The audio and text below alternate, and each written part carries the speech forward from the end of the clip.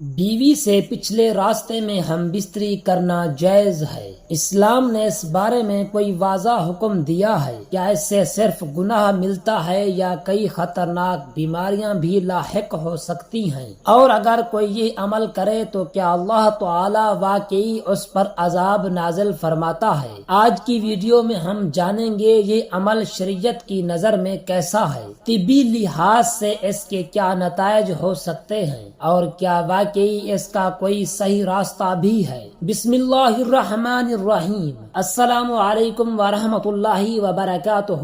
پیارے ناظرین، آج کی ویڈیو ان لوگوں کے لیے خاص ہے جو اپنی بیوی سے پچھلے مقام یعنی دوبر میں ہم بستری کرنے کے شوقین ہیں۔ بیوی سے ہم بستری کرنا نہ صرف میاں بیوی کی ضرورت بلکہ باعث ثواب بھی ہے۔ بیوی سے ہم بستری کرنے کو آپ صلی اللہ علیہ وسلم نے صدقہ کہا ہے۔ بیوی سے ہم بستری کرنے سے پہلے آپ کو کیا کیا کرنا چاہیے جس سے آپ کی لذت میں بہت زیادہ اضافہ ہو جائے؟ محترم ناظرین، اس عمل سے ہونے والے نقصانات کے بارے میں آج ہم آپ کو ایسی حیران کن معلومات دیں گے جسے سن کر آپ کے ہوش اڑ جائیں گے، اور ویڈیو کے آخر میں ہم آپ کو یہ بھی بتائیں گے کہ آج کے جدید ڈاکٹروں کے مطابق اس عمل سے انسانی صحت پر کیا اثر پڑتا ہے۔ تو سب سے پہلے آپ یہ جان لیجئے کہ عورت کی پچھلی شرمگاہ میں جماع یعنی ہم بستری کرنا گناہ کبیرہ ہے، چاہے حیض کے دنوں میں ہو یا عام دنوں میں۔ نبی اکرم صلی اللہ علیہ وسلم نے ایسا کام کرنے والے پر لعنت کی ہے اور فرمایا ہے ایسا شخص ملعون ہے جو عورت کی پچھلی شرمگاہ میں جماع کرتا ہے۔ بلکہ نبی اکرم صلی اللہ علیہ وسلم نے یہاں تک فرمایا جس نے حیضہ سے جماع کیا یا بیوی کی پچھلی شرمگاہ میں جماع کیا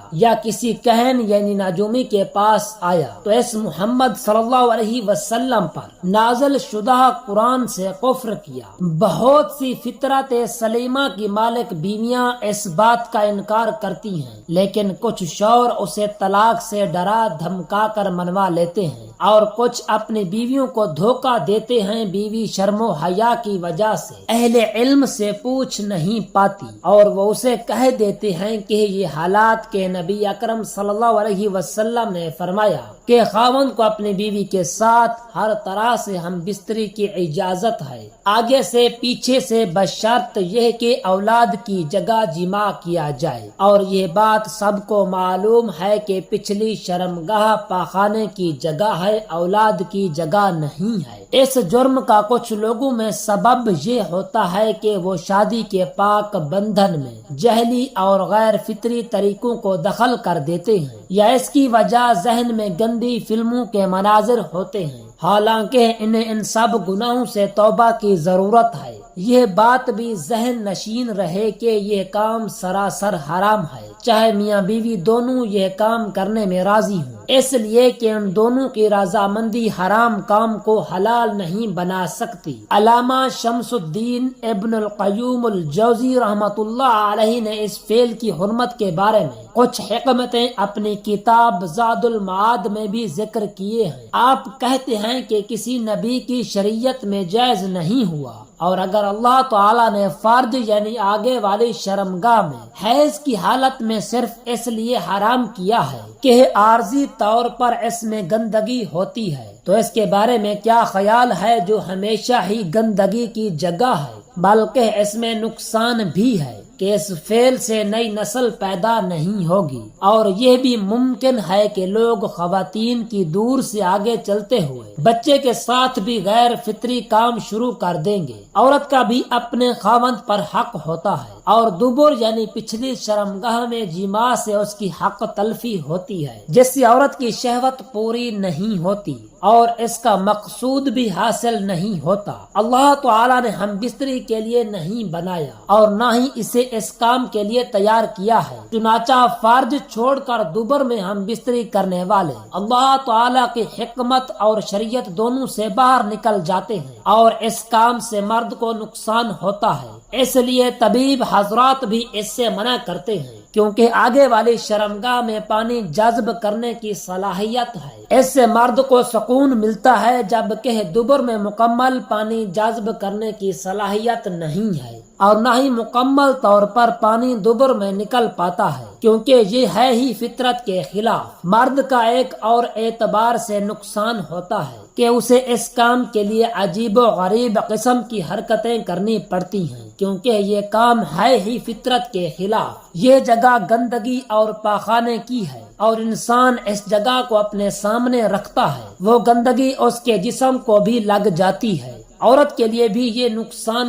دہ ہے، کیونکہ یہ فطرت سلیم کے بالکل منافی ہے۔ یہ کام کرنے والے اور کروانے والے کے مزاج میں ایسی تبدیلیاں آتی ہیں جس کی اصلاح ممکن نہیں۔ اگر توبہ کر لی تو شاید اللہ تعالیٰ اس کی اصلاح فرما دے۔ یہ کام لعنت کا موجب ہے اور اللہ تعالیٰ کی ناراضگی کا سبب ہے، جس سے اللہ تعالیٰ کی نعمتیں زائل اور بندہ عذاب کا مستحق ہوتا ہے۔ اللہ تعالیٰ ایسے کام کرنے والے سے اعراض فرما لے گا اور اس کی طرف رحمت کی نظر سے نہیں دیکھے گا۔ ذرا سوچئے اس کے بعد اسے اس کی خیر کی کیا امید ہو سکتی ہے اور کس طرح تکالیف سے بچ سکتا ہے۔ انسان کی زندگی کیسی ہوگی جب اللہ تعالیٰ کی لعنت اس پر برستی ہو اور اللہ تعالیٰ اس کی طرف رحمت کی نگاہ سے نہ دیکھے۔ اس کام سے حیا کلی طور پر رخصت ہو جاتا ہے، حالانکہ دل کی زندگی حیا سے ہی ہے۔ اگر دل سے حیا ہی مٹ جائے تو گناہوں کو بھی انسان اچھا سمجھنے لگتا ہے، تو اچھی چیزوں کو برا جاننے لگتا ہے، یہاں آ کر برائی اس پر مکمل حاوی ہو جاتی ہے۔ اس کام سے انسان اس فطرت سے نکل جاتا ہے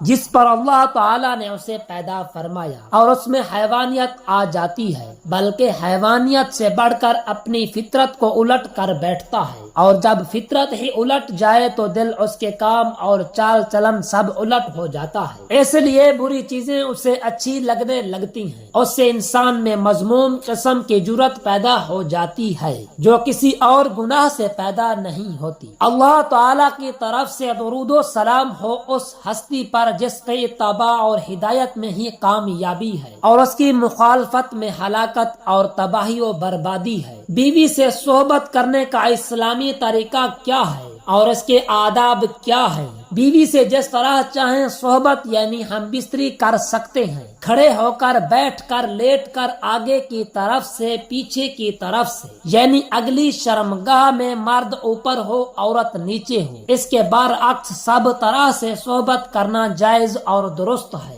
البتہ پچھلی شرمگاہ یعنی پاخانے کے مقام میں صحبت جائز نہیں، حرام ہے، اور جماع میں بہتر طریقہ یہ ہے کہ عورت نیچے ہو اور مرد اوپر ہو، اگر چاہ اس کے برعکس بھی جائز ہے، اور اگر مرد عورت سے پہلے فارغ ہو جائے تو اسے عورت کے فارغ ہونے تک برابر مشغول رہنا چاہیے، ہٹنا نہیں چاہیے، اور صحبت سے پہلے عورت کو جماع کے لیے مکمل طور پر آمادہ بھی کر لینا چاہیے۔ پیار و محبت کی باتیں اور کھیل کود کے ذریعے عورت کو مکمل طور پر تیار کیے بغیر صحبت کرنا اچھا نہیں، اور اس کے بعد دونوں کو پیشاب کر لینا چاہیے، تاکہ اگر منی کا کوئی قطرہ سوراخ میں رہ گیا ہو تو وہ خارج ہو جائے۔ کشادہ بستر کا انتظام کر لیں، اور بستر نہ بہت زیادہ نرم ہو اور نہ ہی بہت زیادہ سخت ہو۔ ہم بستری کے لیے میاں بیوی کے پاس وقت کھلا ہونا چاہیے۔ جنسی ماہرین کے مطابق کم از کم 1 گھنٹہ وقت ضرور ہونے چاہیے، تاکہ مرد کے ساتھ ساتھ عورت کی بھی فراغت ہو سکے۔ میاں بیوی ایک دوسرے کے لباس اتارے، اس طرح کرنے سے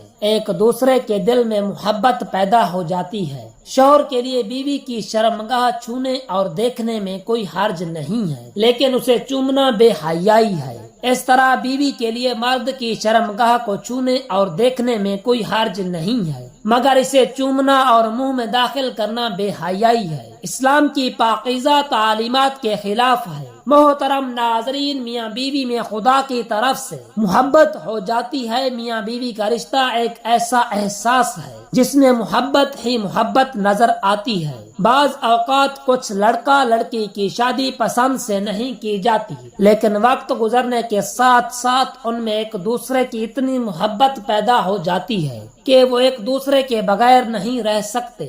ناظرین، بیوی سے ہم بستری کا ارادہ کریں تو یہ دعا پڑھیں۔ ترجمہ: میں اللہ کا نام لے کر یہ کام کرتا ہوں، اے اللہ تو ہمیں شیطان سے بچا، اور جو اولاد تو ہم کو دے اس سے بھی شیطان کو دور رکھ۔ اس دعا کے پڑھنے کے بعد اس وقت کی ہم بستری سے جو اولاد پیدا ہوگی، شیطان اسے کبھی ضرر نہ پہنچا سکے گا۔ فائدہ: اس کو ضرور پڑھنا چاہیے، کیونکہ ہم بستری کے وقت اللہ کا نام نہ لینے سے شیطان کا نطفہ بھی مرد کے نطفے کے ساتھ اندر چلا جاتا ہے۔ میاں بیوی کے لیے ضروری ہے کہ اپنی خلوت کی باتیں کسی دوسرے کو نہ بتائیں، کیونکہ حدیث پاک میں اس کی سخت ممانعت آئی ہے۔ دعا ہے کہ اللہ رب العزت ہمیں شریعت کے مطابق اپنی بیوی سے ہم بستری کرنے کے طاقت اور توفیق عطا فرمائے، اور ہمیں صراط مستقیم پر چلنے والا بنائے۔ آمین ثم آمین۔ جزاک اللہ۔